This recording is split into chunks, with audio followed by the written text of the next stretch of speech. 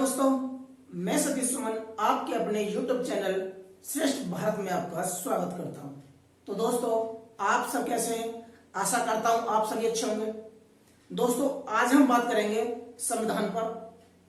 संविधान की जो विकास यात्रा है उसके लिए जो पहले हमारे एक्ट बन चुके हैं, हमारी वीडियो में पहले बन चुकी हैं, जिसमें एक सबसे पहले बनी थी रेगुलेटिंग एक्ट 1773। उसके बाद पिट्स इंडिया एक्ट बना और 4 चार्टर हमारे यहाँ बन चुके हैं, इस पिछली वीडियो में डल चुके हैं। आप चाहो उन्हें एक बार देख सकते हैं, जिसमें से चार्टर एक्ट 1793, एक अगला है 1813, फिर अगला है 1833, फिर है 1853। ये हमारे चार्टर बन चुके हैं। दोस्तों, उससे पहले हम एक और जानकारी कर लेते हैं कि जो हमारा जो संविधान बना, जो हम पर सत्ता आई, उस सत्ता को हम 2 भागों में बांटकर देखते हैं। जो शासन चला अंग्रेजों का, उसको हम ब्रिटिश शासन को हम 2 भागों में बांट के देखते हैं। पहला भाग है हमारा 1753 तक। 1753 तक 1753 तक रहा, ये रहा कंपनी की सत्ता कहते हैं। ठीक है दोस्तों।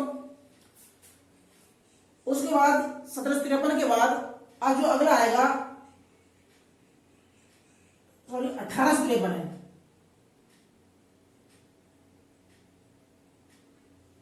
1858 के बाद अब चलेगा यहां से दूसरा, यानी कि पहला रहा, ये रहा कंपनी के आधिपत्य पर।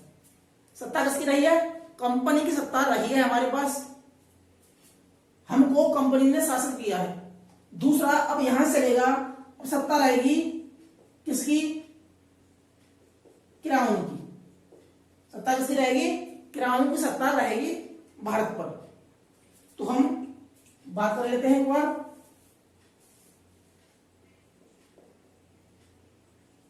संविधान में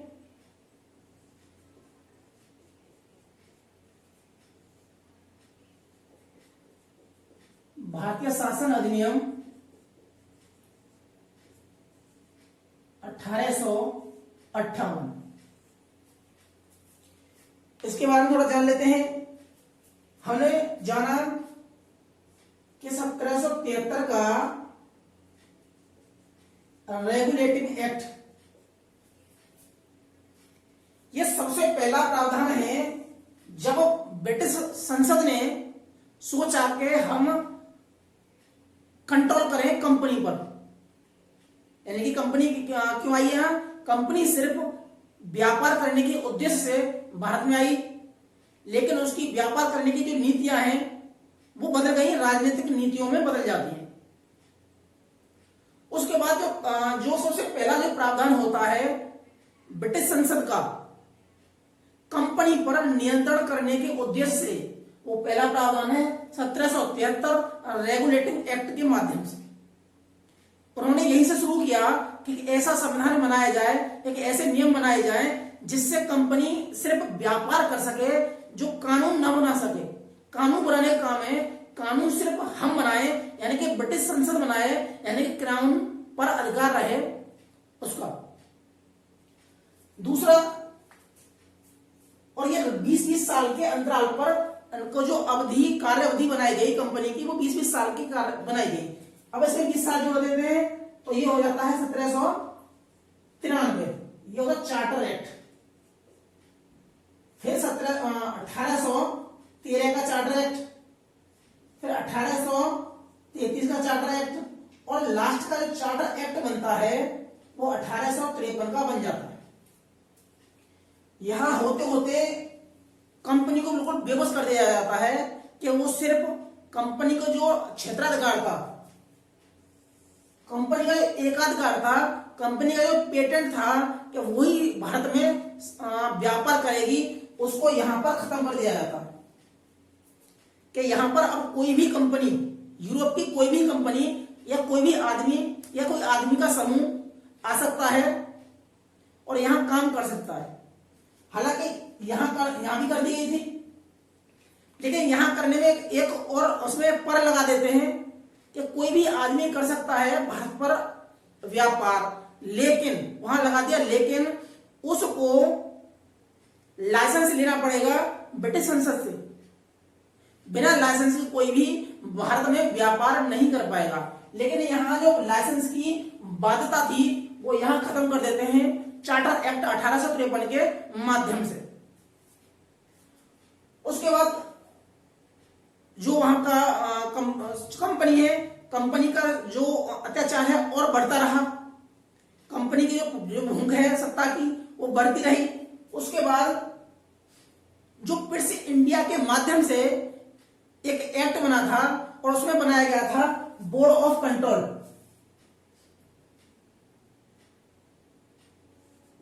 बोर्ड ऑफ कंट्रोल बना, किसके लिए बना? एक कंपनी पर नियंत्रण के लिए बना। कंपनी पर नियंत्रण स्थापित करने के उद्देश्य से बोर्ड ऑफ कंट्रोल यानी कि बीओसी बन जाता है। लेकिन वो कंपनी पर नियंत्रण नहीं कर पाता, कंपनी पर नियंत्रण नहीं कर पाता। इसके लिए फिर अगला एक और कानून बन जाता है, वो बनाता है, ये हो जाता है हमारा 1753 में। यहां पर कंपनी और निरंकुश हो जाती है और उसके परिणाम स्वरूप कंपनी या निरंकुश भी हो गई और ये कंट्रोल भी नहीं कर पाई। कारण यह हुआ अत्याचार बढ़े और अत्याचार के फलस्वरूप क्रांति हुई। यहां पर क्रांति हुई जिसे हम 1857 की क्रांति कहते हैं। जो अंग्रेज के इतिहासकार हैं वो उसको भारत का गदर बोलते हैं और जो भारतीय इतिहासकार हैं वो भारत की प्रथम स्वतंत्रता संग्राम बोलते हैं इसे 1857 के क्रांति को। ठीक है, अब इनकी जो निरंकुशता है वो क्रांति तक ले आई, क्रांति हो जाती है। अब यहां क्रांति को देखते हुए तत्कालीन था पीएम था ब्रिटेन का, नाम था इसका पामस्टर्न। पामस्टर्न कौन है? पामस्टर्न है ब्रिटिश इंग्लैंड का प्रधानमंत्री उस समय का, 1857 का। अब उसने ठान लिया कि मुझे जो वर्चस्व है कंपनी का उसे खत्म करना है। तो कंपनी के वर्चस्व को खत्म करने के लिए वो एक बिल पेश करता है संसद में। तो इसमें क्या करता है?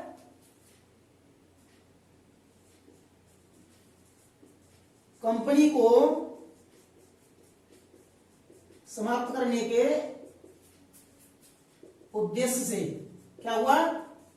बिल पेश हुआ, लेकिन बिल पेश ही हो पाया, यानी कि प्रस्ताव ही गया, वो पास यानी पारित नहीं हो पाया। तो यहां हो जाता है वो फेल हो जाता है।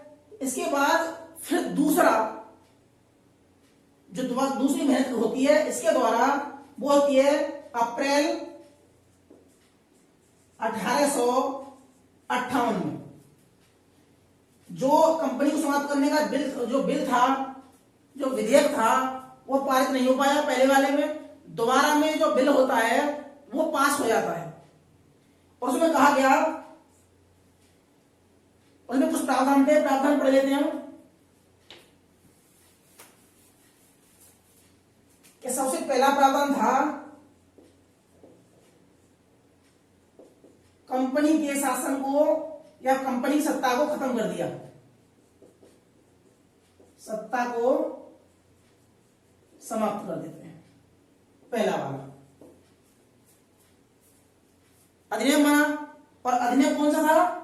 जो अप्रैल 1858 का जो अधिनियम बनता है, दोबारा कोशिश होती है पामस्टर्न द्वारा, वो होती है भारतीय शासन अधिनियम 1858 और इसे कहा जाता है बेटर एक्ट ऑफ इंडिया। ठीक है, यानी बहुत अच्छा एक्ट है भारत के शासन के लिए। इसमें प्रावधान ये हुआ, पहला प्रावधान ये हुआ कि कंपनी की सत्ता को समाप्त कर दिया जाता है।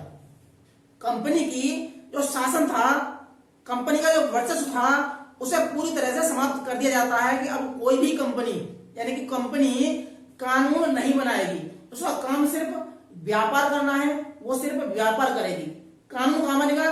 कानून बनेगा ब्रिटिश संसद में। ठीक है, अब यहां कोर्ट ऑफ डायरेक्टर था, कोर्ट ऑफ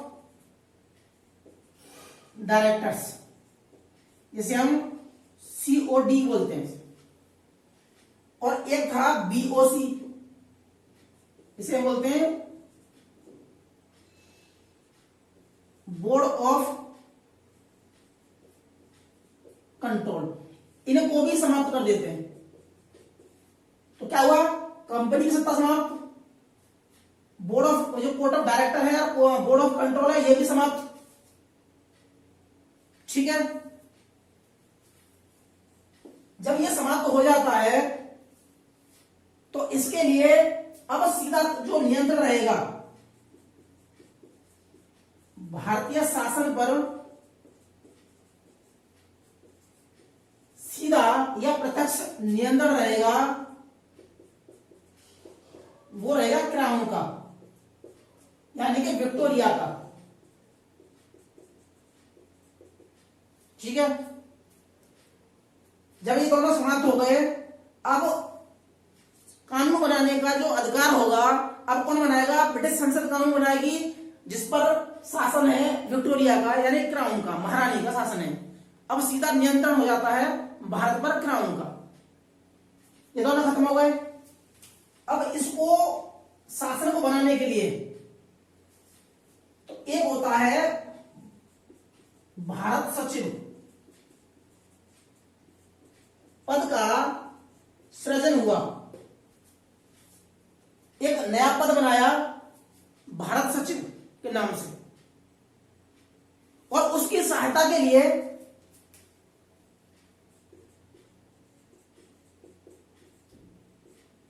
सहायता के लिए 15 सदस्यीय एक परिषद का गठन किया गया। परिषद का गठन किया गया किसकी सहायता के लिए? भारत सचिव की सहायता के लिए एक परिषद का गठन किया गया, जिसे हम भारतीय परिषद कहते हैं या इंडियन काउंसिल कह सकते हैं, जिसमें से पहले जो 8 मेंबर होंगे 15 में से, वो कौन चुनेगा? वो चुनेगा सम्राट, चुनेगा यानी मनोनीत करेगा। 8 मेंबर मनोनीत करेगा सम्राट, यानी कि वहां का क्राउन, और जो 7 होंगे वो चुनेगा सचिव। ठीक है दोस्तों, ये हो गया आपका, कंपनी खत्म हो जाता है, कोर्ट ऑफ डायरेक्टर खत्म हो गया, बोर्ड ऑफ कंट्रोल खत्म हो गया, अब शासन हो गया क्राउन पर। अब इसकी सहायता के लिए एक 15 सदस्यीय एक परिषद बनी सचिव की सहायता के लिए। लेकिन ये सचिव और उसकी परिषद कहां बैठ रही है? ये बैठ रही है लंदन में, यानी कि ब्रिटिश संसद में बैठ रही है। और एक प्रावधान और होता है,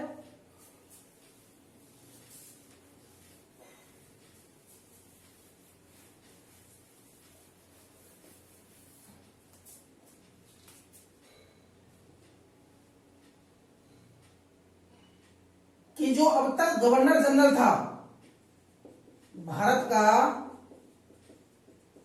गवर्नर जनरल जो पद था, अब उसे कर दिया गया, पद को वायसराय का नाम दिया गया, नाम दिया गया।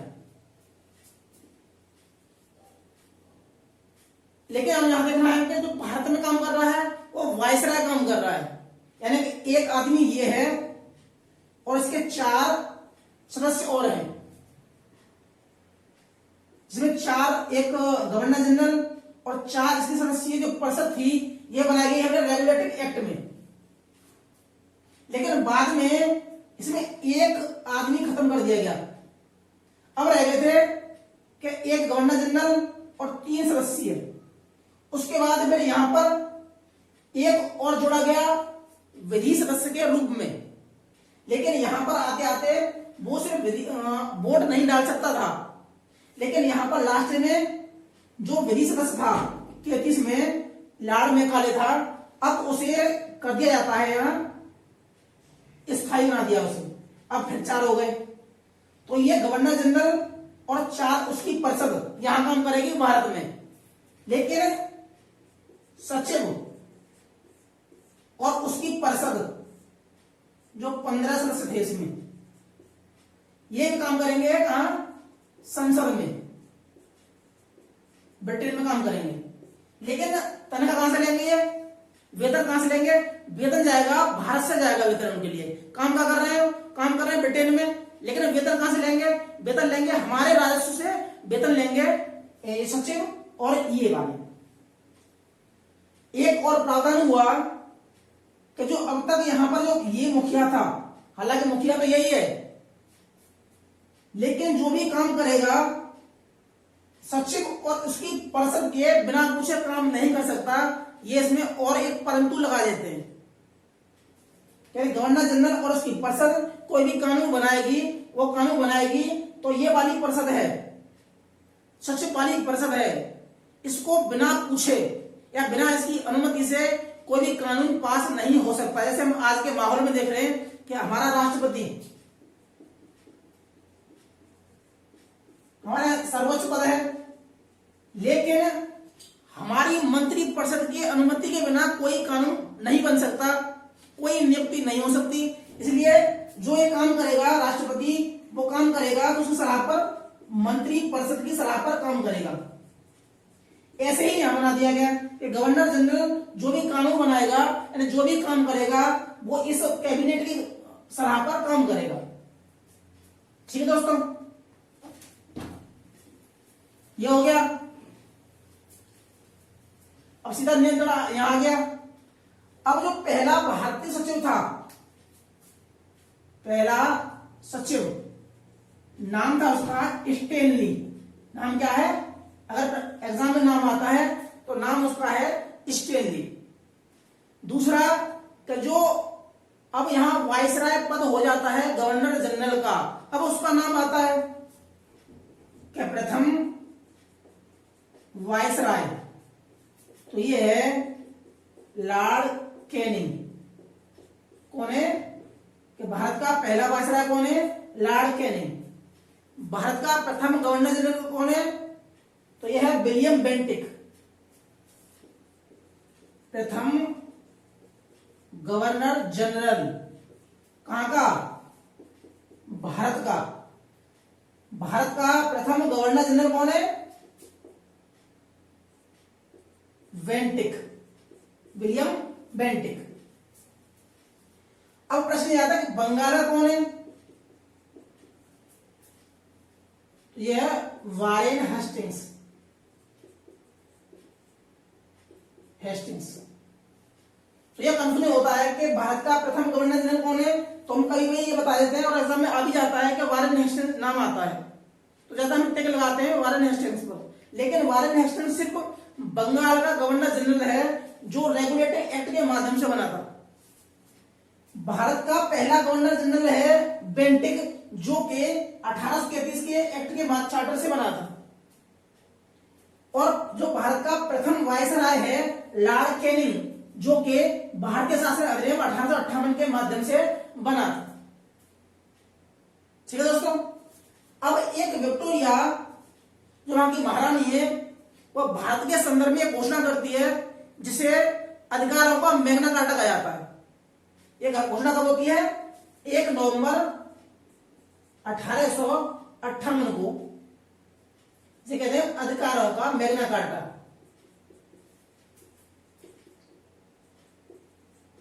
मैग्ना कार्टा कहा जाता है उस महारानी की घोषणा को। ठीक है दोस्तों, तो आज के लिए सिर्फ इतना ही। हमारा अब तक रेगुलेटरी एक्ट 1773, चार्टर एक्ट 1793, अगला 13, 33, 53, जिनमें सब में 20-20 साल का अंतर है। सारे चार्टर हो चुके। अब हमारा जो कानून चलेगा, अब तक जो चार्टर बन रहे हैं उनमें काम कौन कर रहा है? कंपनी काम कर रही है। कानून कौन बना रहा है? कंपनी बना रही है। लेकिन अब जो शासन होगा वो सीधा शासन होगा इंग्लैंड के माध्यम से, जो ब्रिटिश संसद के माध्यम से यहां पर शासन होगा। ठीक है दोस्तों, तो ये रहा हमारा भारतीय शासन अधिनियम 1858। तो आशा करते हैं आपको ये वीडियो अच्छा लगा होगा। तो दोस्तों जिनको ये वीडियो अच्छा लगता है या लगा होगा वो हमारी वीडियो को लाइक करें, शेयर करें, सब्सक्राइब करें और बगल में जो बेल आइकन है उसे भी क्लिक करें और कमेंट करके बताएं कि आपको वीडियो कैसा लगा या कुछ जो भी कमी हो आप उसे भी बता सकते हैं। ठीक है दोस्तों, तो मिलते हैं हम अगली वीडियो में। तब तक के लिए जय हिंद, जय भारत।